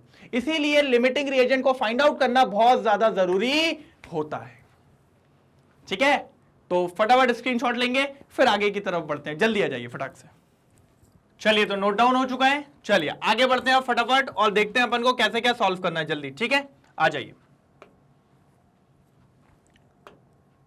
चलिए नेक्स्ट क्वेश्चन, क्वेश्चन नंबर 24। कुछ जाना पहचाना दिख रहा है क्वेश्चन, क्या सर दिख तो रहा है? चलिए तो एक और बार लगाते हैं। ठीक है, आ जाइए। Dinitrogen and dihydrogen, pen change. Dinitrogen and dihydrogen reacts with each other to produce ammonia. मैंने एक बार आपसे पूछा था कि अमोनिया बनाने की प्रोसेस का नाम क्या होता है, तो उसको कहते हैं हेबर्स प्रोसेस। क्या कहते हैं sir? Haber's process. According to the following chemical reaction, इसी को कहा जाता है sir Haber's process. N2 + H2 gives 2NH3। वैसे तो यहां पर बैलेंस नहीं है, कुछ गड़बड़ी है, अपन अभी बैलेंस करेंगे, बढ़िया तरीके से निकाल लेंगे। अब देखो क्या बोला है, calculate the mass of ammonia, मतलब अमोनिया के मास को बताना है आपको। Produce if 2000 gram of dinitrogen, कि नाइट्रोजन कितना है आपके पास 2000 gram, reacts with 1000 gram of dihydrogen. मतलब आपको नाइट्रोजन कितना दे दिया 2000 ग्राम और आपको हाइड्रोजन कितना दे दिया 1000 ग्राम। आपको यह बताना है कि अमोनिया कितना बना होगा। लेकिन फिर से मेरा एक क्वेश्चन यह है कि सर आपको एक तो नाइट्रोजन दे दिया, एक तो आपको हाइड्रोजन दे दिया, दो गिवन डाटा दे दिए। जब दो गिवन डाटा दे दिए तो आपको यह पता लगाना पड़ेगा कि भैया कौन सा आपका लिमिटिंग रिएजेंट है। तो फर्स्ट ऑफ ऑल अपन को कैलकुलेट क्या करना है कि नाइट्रोजन और हाइड्रोजन में से लिमिटिंग रिएजेंट कौन है। जैसे ही मुझे पता चलेगा कि लिमिटिंग रिएजेंट कौन है, मैं फट से क्या करूंगा, अमोनिया निकाल लूंगा। क्या निकाल लूंगा, अमोनिया निकाल लूंगा। बात समझ पा रहे हैं? तो सबसे पहले आ जाइए, अपन रिएक्शन लिखेंगे और क्या लिखेंगे कि क्या चल रही है, मेहनत चल रही है किसको निकालने की, लिमिटिंग रिएजेंट को। तो आ जाइए फटाफट चालू करते हैं अपन लिमिटिंग रिएजेंट निकालना। पहले तो रिएक्शन लिखिए, N2 plus H2 gives NH3। ठीक है, मुझे बैलेंस करके बताइए बैलेंस हो गई है कि नहीं, कि बैलेंस नहीं है। सर बैलेंस तो दिख नहीं रही है, बैलेंस करना पड़ेगा। 2 नाइट्रोजन है तो यहां पर 2 लगा दीजिए। मैंने कहा ठीक है सर। अब हाइड्रोजन हो गए 6 तो यहां पर क्या लगा दीजिए, 3 लगा दीजिए। मैंने कहा वेरी गुड, ये अपनी रिएक्शन हो गई है। अब इसको मोल्स के टर्म में लिख लो, इसके आगे 1 लिखा है, दैट मीन्स ये आपका होगा 1 मोल ऑफ नाइट्रोजन, ये कितना होगा 3 मोल ऑफ हाइड्रोजन, और ये कितना बन जाएगा 2 मोल ऑफ अमोनिया। मतलब ये लाइन ये बता रही है कि जब आपके पास 1 मोल नाइट्रोजन होता है, 3 मोल हाइड्रोजन होता है और ये दोनों कंबाइन होते हैं तो 2 मोल आपका क्या तैयार होता है, अमोनिया तैयार होता है। क्या तैयार होता है सर, अमोनिया तैयार होता है। मैंने कहा ठीक है सर। तो मैंने कहा अभी अमोनिया से लेना देना नहीं है, अभी तो मुझे पता करना है इन दोनों में से गुनहगार कौन है।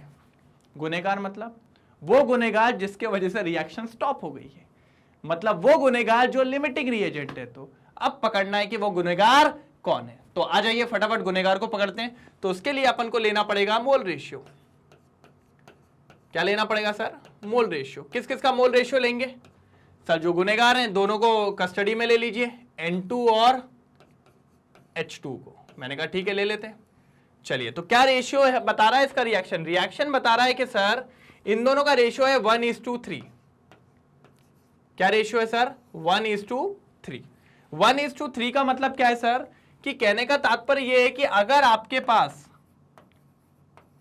1 मोल क्या रहेगा नाइट्रोजन है तो उसको अमोनिया बनाने के लिए कितने मोल लगेंगे हाइड्रोजन के, 3 मोल ऑफ हाइड्रोजन लगेगा सर। इस बात को समझे कि 1 मोल ऑफ नाइट्रोजन को 3 मोल ऑफ हाइड्रोजन लगते हैं, तब जाके वो क्या तैयार करते हैं, 2 मोल ऑफ अमोनिया। मैंने कहा ठीक है अच्छी बात है, कोई दिक्कत की बात नहीं है। तो मैंने कहा सर 1 मोल ऑफ नाइट्रोजन का वजन बता सकते हैं, वजन? तो उन्होंने कहा बता देंगे ना सर, हमने पुराना पढ़ा हुआ है, हम मोल वोल करके आए थे, आपने हमें कई सारे रिलेशन पढ़ाए थे, मोल का मास के साथ, मोल का पार्टिकल के साथ, मोल का वॉल्यूम के साथ। तो हमारे पास एक रिलेशन है मोल और मास का, जिसमें 1 मोल अगर कोई भी सब्सटेंस है तो वो उसके मोलार मास के बराबर होता है। तो 1 मोल ऑफ नाइट्रोजन का मोलार मास होता है 28 ग्राम। कैसे पता सर, 1 नाइट्रोजन का 14 ग्राम तो 2 नाइट्रोजन का 28 ग्राम। मतलब ये बात कंफर्म है कि 28 ग्राम ऑफ नाइट्रोजन को 1 मोल ऑफ हाइड्रोजन का मास कितना होता है सर, 1 मोल ऑफ हाइड्रोजन का मास होता है 2, तो 3 मोल का कितना हो जाएगा 6। मतलब 20 ग्राम ऑफ नाइट्रोजन को 6 ग्राम ऑफ हाइड्रोजन लगता है, तब जाके वो अमोनिया बनाता है। क्लियर है? तो सर ये तो 28 ग्राम की बात हुई थी। मैंने कहा यूनिटरी मेथड याद है? हाँ सर याद है। तो आप ये कहना चाह रहे हो कि 1 ग्राम का निकाल के बता दो? तो उन्होंने कहा हाँ। तो कहते हैं सर ये लीजिए, मतलब 1 ग्राम ऑफ नाइट्रोजन को 6/28 ग्राम ऑफ नाइट्रोजन लगेगा। लगेगा क्या नहीं लगेगा? मतलब 1 ग्राम ऑफ नाइट्रोजन को अगर रिएक्ट करना है हाइड्रोजन से तो कितना हाइड्रोजन लगेगा? सॉरी वो गलत लिखा गया है। कितना हाइड्रोजन लगेगा सर? 6/28। कितना लगेगा सर? 6/28। लेकिन क्या 1 ग्राम नाइट्रोजन निकालना है आपको? नहीं। आपको कितना नाइट्रोजन दिया हुआ है सर? आपको दिया हुआ है 2000 ग्राम नाइट्रोजन, तो ये पता लगाओ कि 2000 ग्राम ऑफ नाइट्रोजन में कितना हाइड्रोजन लगेगा। तो मैंने कहा ठीक है, 1 ग्राम में इतना लगता है तो 2000 में कितना लगेगा सर, इंटू 2000 कर दो ना। तो मैंने कहा ठीक है, इंटू क्या कर दे 2000। तो इसी लाइन को थोड़ा मॉडिफाई कर दें, इसी लाइन को थोड़ा सा क्या कर देते मॉडिफाई, कि 2000 ग्राम ऑफ नाइट्रोजन में कितना लगेगा। तो ये लीजिए इंटू 2000 ग्राम ऑफ, या ग्राम भी आएगा, ग्राम ऑफ हाइड्रोजन लगेगा। मैंने कहा ठीक है, सही सर, बहुत सही बात है। अब जरा इसको सॉल्व करके बताओ कितना आ रहा है। तो ऊपर तो हो जाएगा कितना, 6 2 12, 1200 डिवाइडेड बाय 28, और यही क्या होगा, ग्राम ऑफ हाइड्रोजन होगा। चलो फटाफट बताओ कितना आने वाला है, 1200 डिवाइडेड बाय 28 करें फटाफट, जल्दी आइए, करना तो पड़ेगा। ऊपर काटेंगे कितना हो जाएगा 6000, नीचे हो जाएगा 14 से नीचे हो जाएगा 7, ऊपर हो जाएगा 3000, मतलब 3000 को 7 से डिवाइड लगाना है, ठीक है। 7 4 सा कितना होता है 28, कितना बचेगा 20 को काटेंगे 7 2 सा कितना होता है 14, कितना बचेगा 60 बोले तो 7 7 सा 49, 7 8 सा 56, मतलब 428 आ रहा है। कितना आ रहा है 428, फिर बचेगा 4, फिर 40 मतलब 5, तो आ रहा है इसका आंसर 428.5 ग्राम ऑफ हाइड्रोजन। मतलब पॉइंट समझिए क्या कहना चाह रहा हूं मैं, कि जब आपके पास 2000 ग्राम ऑफ नाइट्रोजन होगा तो उसके लिए कितना हाइड्रोजन पर्याप्त होगा रिएक्ट करने के लिए, 428.5 ग्राम, मतलब 428.5 ग्राम ऑफ हाइड्रोजन होना चाहिए अगर आपको 2000 ग्राम ऑफ नाइट्रोजन की खपत करनी है। अगर आपको 2000 ग्राम ऑफ नाइट्रोजन को खत्म करना है तो कितना हाइड्रोजन चाहिए, 428.5 ग्राम। और आपको कितना दिया है जरा पता कर लेते। ओ माय गॉड, आपको तो 1000 ग्राम दे दिया है, मतलब 2000 ग्राम के लिए कितना चाहिए 428 ग्राम, मतलब 500 ग्राम से भी कम, और आपको दे कितना दिया है 1000 ग्राम, मतलब ओवरलोड कर दिया है, एक्स्ट्रा हाइड्रोजन भेज दिया है। अब देखो हाइड्रोजन एक्स्ट्रा हो गया, हाइड्रोजन बचेगा तो क्या कहलाएगा, एक्स्ट्रा रिएजेंट, और कौन जल्दी खत्म हो जाएगा, नाइट्रोजन। तो nitrogen is known as limiting reagent. बात समझ में आई कैसे सॉल्व करना है। अगर आपको पता करना है कि कौन लिमिटिंग रिएजेंट है तो पहले उनके मोल का रेशियो ले लो, और जितना दिया है उसमें पता कर लो कि 2000 ग्राम ऑफ नाइट्रोजन को रिएक्ट करके अमोनिया बनाने के लिए कितना हाइड्रोजन लगेगा, और वो कितना आया 428.5 ग्राम। दैट मीन्स आपको दिया कितना हाइड्रोजन था 1000 में से सिर्फ इतना यूज होगा, बाकी रिमेन्स एज इट इज बच जाएगा। और अगर बच गया मतलब ज्यादा है मतलब एक्स्ट्रा है मतलब दूसरा वाला लिमिटिंग है। क्यों, अच्छा सर वो लिमिटिंग क्यों है, क्योंकि सर इसके ज्यादा होने से कोई फर्क नहीं पड़ता ना, 2000 ये खत्म हो जाएगा तो अमोनिया बनना रुक जाएगा, क्योंकि अमोनिया के अंदर नाइट्रोजन होता है, नाइट्रोजन तो खत्म हो गया ना।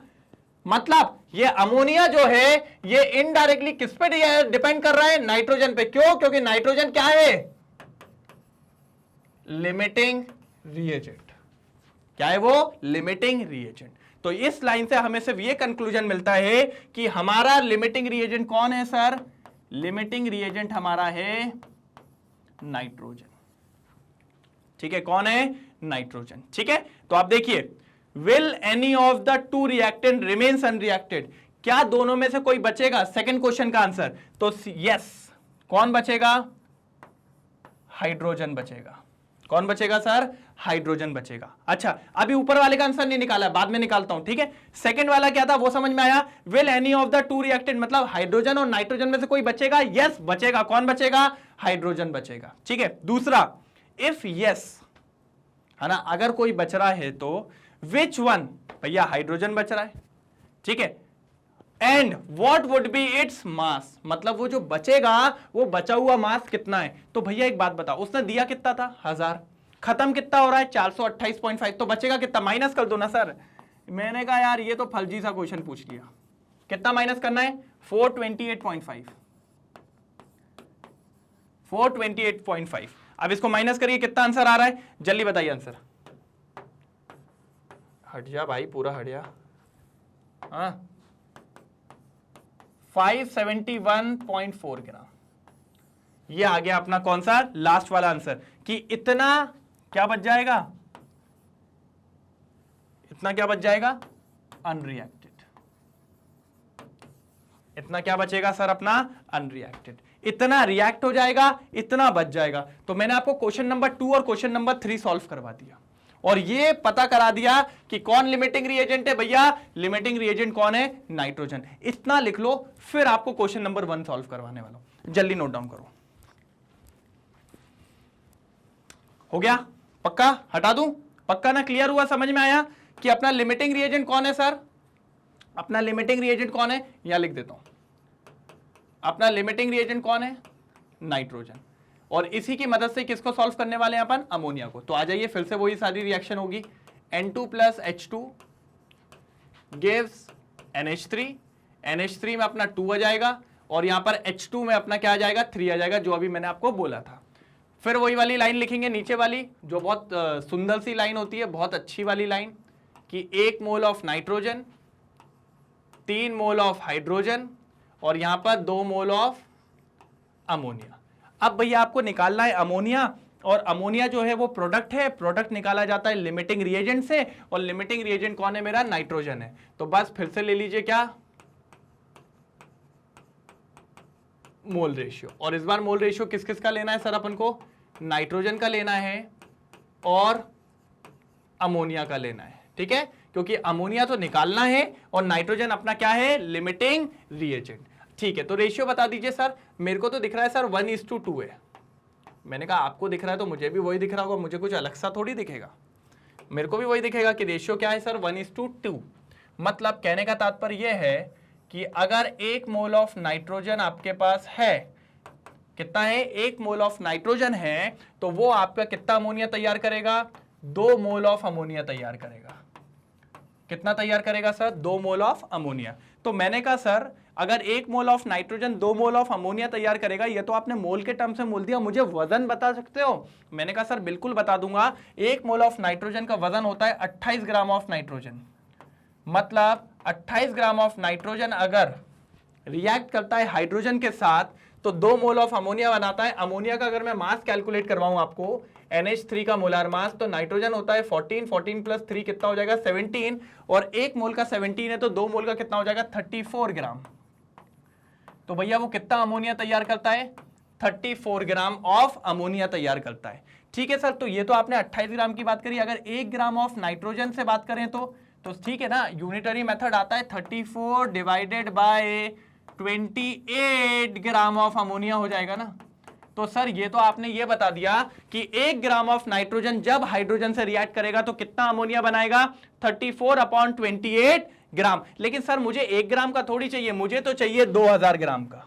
तो मैंने कहा निकाल देंगे, जब एक टॉफी 5 रुपए की तो भैया 20 टॉफी कितने की, तो 1 ग्राम इतने में, तो 2000 ग्राम कितना होगा बाबू, कितना आसान था कि 2000 ग्राम नाइट्रोजन कितना बनाएगा, तो इनटू कर दीजिए। इनटू क्या करना है, 34 × 2000 divided by 28 gram of ammonia. तो ये रहेगा आपका, इसको सॉल्व कर लीजिए, यही आपका आंसर होगा। 34 × 2000 डिवाइडेड बाय 28। चलिए तो इसको सॉल्व भी करेंगे, छोड़ेंगे थोड़ी। आ जाइए, क्या है, 34 × 2000 डिवाइडेड बाय क्या था सर, 28। कट करिए, 2 से ऊपर हो जाएगा 1000, नीचे कट करिए 14, 14 7, ये हो जाएगा 500। अब और कुछ जा रहा है क्या, नहीं जा रहा है। तो फाइनली कितना बचा सर, 34 × 500 डिवाइडेड बाय 7। यही हो रहा है क्या, नहीं हो रहा है, पक्का ना। अब मैं कह रहा हूं 500 को 7 से डिवाइड लगाओ पहले, तो आ जाओ, ये हटा दो लिमिटिंग रिएजेंट N2, ये तो आपको पता ही चल गया, अब तो खेल ही हो गया इसका। आ जाइए, 500 को डिवाइड लगा, मेरे साथ करिए सब लोग, सॉल्व करना है। 7 7 का कितना होता है, 49, कितना बचेगा 10, तो फिर 7 1 जा 7, कितना बचेगा 3, पॉइंट लगेगा 0 हो जाएगा। 7 4 जा 28, मतलब 71.4 आ रहा है। कितना आ रहा है सर, 71.4। तो ये आ गया 71.4, 71.4 इंटू 34 कर लीजिए। कितना कर लीजिए? 34। आ जाइए जल्दी फटाक से। सर एक बार कैलकुलेशन आप लोग भी रीचेक करते चला करो, ऐसा नहीं है कि मेरा हमेशा ही सही हो, कुछ गलत हो भी सकता है, ऐसा नहीं है। 71.4 इंटू 34 करना है ना। हाँ, 4 4 जा 16, 1 ऊपर 4 1 जा 4, 5 4 7 जा 28 और 3 4 जा 12, 1 ऊपर 3 1 जा 3 1 4 3 7 जा कितना होता है? 3 7 जा 21। ओके, आप सॉल्व करो। 6 आएगा, 5 + 2 7 आएगा, 8 + 4 12 आएगा, 1 ऊपर 4 आएगा और 2 आएगा। ठीक है, तो फाइनल क्या आ रहा है? 242.76 और एक पॉइंट के बाद, मतलब सर मेरा आंसर आ गया 2427.6। यही है क्या? यही है पक्का? कितना आ रहा है? 2427.6 ग्राम दिख रहा है। 2427.6 ग्राम इतना अमोनिया तैयार होगा। ये क्या है? अमोनिया। अच्छा एक बात और बोलूं, थोड़ा बहुत चेंजेस आ सकता है आंसर में, शायद हो 2429 2428। क्यों? क्योंकि मैंने एक डेसिमल तक ही निकाला है। मैंने बस ये चाहा था कि मैं आपको पूरा सॉल्व करके दिखाऊं, नहीं तो एक्चुअल में ये आंसर है। ये दिख रहा है जो गोले में बनाया, इसको आप सॉल्व करेंगे, आपको पता चल जाएगा कि 2000 ग्राम ऑफ नाइट्रोजन जब हाइड्रोजन से रिएक्ट करेगा तो फाइनली कितना अमोनिया तैयार होगा। एक रफली एक अप्रोक्सीमेटली आंसर आएगा 2427.6 ग्राम। बात समझ गए? तो ये था आपका क्या? अमोनिया। इतना अमोनिया बन सकता है जब 2000 ग्राम ऑफ नाइट्रोजन और 1000 ग्राम ऑफ हाइड्रोजन क्या करेंगे? रिएक्ट करेंगे। ठीक है, तो क्वेश्चन तो लेंदी था लेकिन बच्चों वाला था। क्वेश्चन में 2 डाटा दे दिया, तो पहले लिमिटिंग रिएजेंट निकालना पड़ा। लिमिटिंग रिएजेंट निकाल के हमने फाइनली प्रोडक्ट निकाल दी, क्योंकि प्रोडक्ट किससे निकाला जाता है? लिमिटिंग रिएजेंट से। और फिर उसने सेकंड क्वेश्चन में पूछा था क्या दोनों में से कोई बचा हुआ है, तो हमने कहा यस। और उन्होंने पूछा कौन बचा है, तो हमने कहा हाइड्रोजन। उन्होंने पूछा कितना बचा है, तो हमने जितना दिया था, उन्होंने कितना दिया था? 1000, और हमने शायद कितना यूज किया था? 428 कुछ, तो 571 बच गया था। तो हमने उसको वापस दे दिया, ले बेटा घर ले जा। उसने बोला क्या करूंगा? मैंने कहा जो तेरे को करना है वो कर, मेरे को चाहिए ही नहीं, क्योंकि मेरे 2000 ग्राम ऑफ अमोनिया को 428 के आसपास का ही हाइड्रोजन की रिक्वायरमेंट थी। तो ये था आपका बहुत ताकतवर क्वेश्चन। ताकतवर बाहर से ही दिख रहा था, अंदर से तो खोखला था, जिसको अपन ने तोड़ फोड़ के सब एकदम बोर्ड पे डाल दिया आपके सामने। तो फटाफट एकदम नोट डाउन करेंगे और आगे बढ़ने वाले हैं। जल्दी नोट डाउन करिए। चलिए, तो नोट डाउन हो चुका है, कोई दिक्कत की बात तो नहीं है। रिमूव कर दूं इसको मैं? पक्का समझ में आया क्वेश्चन पूरा? चलिए, तो अगले क्वेश्चन पे चलते हैं। Question number 25। ये लीजिए, क्या क्वेश्चन है पढ़ेंगे सब लोग, मुझसे पहले सॉल्व करना है आपको। How are 0.50 mole Na2CO3 and 0.50 capital M Na2CO3 is different. क्या लगता है आपको, अलग है क्या? नहीं, मेरे को तो नहीं लगता। आपको क्या लगता है? सर कैसी बात कर रहे हो, अलग तो है। मैंने कहा अच्छा रुक जा देखने दे। हाँ कुछ तो अलग है, कुछ तो अलग है। गुस्सा नहीं, अपन देखते हैं क्या है। चलिए, तो आते हैं थोड़ा सा। आप लोग तो समझ गए होंगे, तो फटाफट थोड़ा सा डाल दीजिए क्या अलग है कि क्या है। सर एक साइड बोल रहा है वो 0.50 मोल ऑफ Na2CO3, ये एक साइड बोला उसने। मैंने कहा ठीक है, तो दूसरा साइड बता दो क्या बोला है। तो उन्होंने कहा बता रहे हैं ना, दूसरा क्या बोल रहा है? 0.50 M Na2CO3। मैंने कहा ठीक है सर, देखते हैं। अब आ जाओ, अगर मैं आपसे बात करूं 0.50 मोल ऑफ सोडियम कार्बोनेट, अगर बात करें तो 0.50 मतलब, अब एक बात बताओ मुझे, पहले तो Na2CO3 का मास निकालिए, मोलार मास जल्दी निकाल के बताइए। सोडियम कितना होता है सर? 23 इंटू 2 प्लस कार्बन कितना हो जाएगा? 12 प्लस ऑक्सीजन 3 है, मतलब 16 इंटू 3। ठीक है, सॉल्व करिए, कितना हो जाएगा? 46 प्लस 12 प्लस 48। अब देखिए 48 प्लस ये 12 कितना हो जाएगा? 60 और 46 मतलब 106। मतलब 1 मोल ऑफ Na2CO3 कितना ग्राम होता है? 106 ग्राम। कितना होता है सर? 106 ग्राम। इसको हटा दूं अब? ठीक, कितना होता है सर? 106 ग्राम। अच्छा, आपसे कितना पूछा है सर? 0.50 मोल, तो वो कितना हो जाएगा? 106 इंटू 0.5, होगा क्या नहीं होगा? और जैसे इसको सॉल्व करेंगे तो कितना आ जाएगा? 56 ग्राम ऑफ Na2CO3। मतलब कहने का मतलब ये है कि जब मैं बात करता हूं किसकी? 0.50 मोल ऑफ Na2CO3, मतलब मैं बात करता हूं कि वहां पर सोडियम कार्बोनेट के कितने ग्राम प्रेजेंट है? 53 ग्राम। 0.50 मोल ऑफ सोडियम कार्बोनेट का मतलब यह है कि उस जगह पे 53 gram of sodium carbonate present है। कितना प्रेजेंट है? 53 बोले तो 53 ग्राम। That's it. मतलब वहां पर आधा मोल है, आधा मोल मतलब 53 ग्राम। दैट्स इट, उसके अलावा कुछ भी नहीं है। अब इधर आइए, इसमें सर ये कैपिटल एम का मतलब क्या है? मैंने कहा ठीक है, याद करो कैपिटल एम अपन बताते थे मोलैरिटी के लिए। किसके लिए बताते थे? मोलैरिटी के लिए। दैट मींस उसको ऐसा लिख सकते हैं, moles per litre of Na2CO3, है ना? मतलब 0.50 mole of sodium carbonate present है। क्या है? प्रेजेंट है इन 1 लीटर ऑफ सॉल्यूशन में। बात समझ पा रहे हैं क्या मतलब है? इसका मतलब ये मोलैरिटी दी है कि 0.50 mole of sodium carbonate present है कितने में सर? 1 लीटर ऑफ सॉल्यूशन में। और अगर थोड़ा अच्छे से बताऊं तो 0.50 मोल को अपन क्या लिख सकते हैं? मतलब 53 ग्राम ऑफ सोडियम कार्बोनेट। कितना sir? 53 gram of sodium carbonate present है। क्या है? प्रेजेंट है 1 लीटर ऑफ सॉल्यूशन में। ये मतलब है दोनों का। इसका मतलब सिर्फ ये है कि वहां पर सिर्फ 53 ग्राम सोडियम कार्बोनेट है, कोई सॉल्यूशन नहीं, कोई लीटर नहीं, कोई फलाना नहीं, कोई ढिमका नहीं। लेकिन ये है मोलैरिटी। मोलैरिटी का मतलब होता है give number of moles of solute dissolve in 1 litre of solution. और कितने नंबर ऑफ मोल्स दिए हुए? 0.50 मोल्स प्रेजेंट है किसके अंदर? पर लीटर ऑफ सॉल्यूशन के अंदर। और 0.50 को अगर मैं कन्वर्ट करूं तो that means 53 gram of sodium carbonate present है 1 लीटर ऑफ सॉल्यूशन के अंदर। बात समझ पा रहे हैं? तो ये था दोनों का अलग अलग मतलब। ठीक है, तो फटाफट नोट डाउन करेंगे, एकदम मजेदार था, जल्दी नोट डाउन करिए, फिर आगे बढ़ते हैं। हो गया? कोई प्रॉब्लम तो नहीं इसके अंदर? ठीक है, समझ में आया क्या मतलब था दोनों का, क्या मतलब नहीं था? क्लियर है? पक्का ना? चलिए, तो ये था क्वेश्चन नंबर 25।